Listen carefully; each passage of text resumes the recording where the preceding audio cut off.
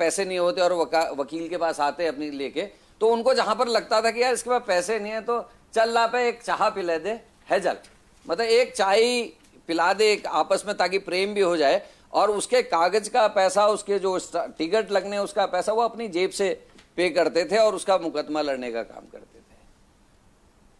सरलता इतनी थी कि एक होटल है हमारे यहाँ बहुत पुराना मान्यवर, उसमें एक कमरा होता था, पहले एक टिकली कोयला आता था साहब, जिसको वो आम के शेप में होते थे, उसको जलाया जाता था, वो उसका एक गोदाम था।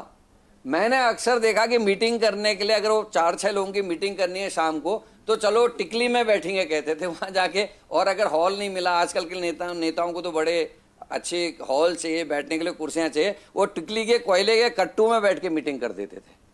अब मैं उनकी काम करने के तरीके को देखता था, तब हम हंसते भी थे, यार किस तरीके के हैं, 6 लोगों को लेके मीटिंग कर ले रहे हैं या कुछ भी कर दे रहे हैं। लेकिन आज समझ में आता है कि एक व्यक्ति कैसे 7 चुनाव बिना हारे हुए जीतते चले गए, क्यों जनता ने उनको एक्सेप्ट किया, क्या ऐसे कारण थे कि मैं धूर विरोधी, मेरे परिवार से मेरे भाई उनके खिलाफ चुनाव लड़े, मेरे रिश्तेदार उनके खिलाफ चुनाव लड़े, लेकिन उसके बाद भी एक अंदर से जो एक झील आनी चाहिए लड़ने की, उनको देख के ऐसा लगता था इस आदमी के खिलाफ क्या बोले, क्या कहें।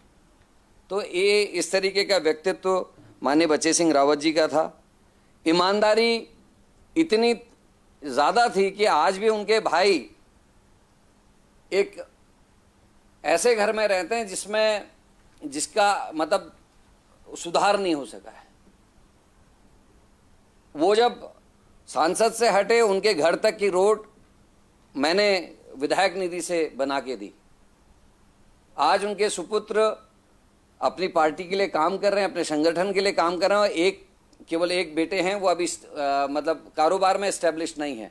तो ये साबित करता है कि बच्चे सिंह रावत जी एक बहुत ही ईमानदार और बेदाग व्यक्ति थे। उन्होंने कभी पैसे की ओर को मेरे ख्याल से ध्यान नहीं दिया। राजनीति में रहते हुए इस तरीके की सुचिता की कल्पना बहुत मुश्किल, और खासकर आज के दौर में। हल्द्वानी जाना आना होता था, जब उनकी तबीयत खराब थी, मैं पूर्ण शर्मा जी के घर में गया था किसी गमी में, वहाँ उनसे जब मेरी मुलाकात हुई, जिस आत्मीयता से मिले और उसके बाद अपने घर लेके गए, मतलब ऐसा लगा ही नहीं कभी मैं इनके खिलाफ प्रचार में गया हूँ या मेरे परिवार के लोगों ने इनसे चुनाव लड़ा है।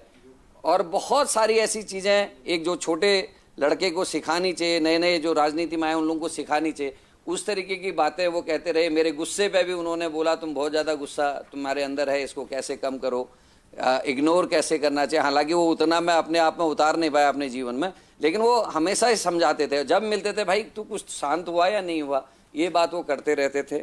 ऐसे बड़े भाई के रूप में मैं उनको आज याद करता हूँ। और ऐसी जो प्रतिमाएं हैं वो कभी कभी समाज में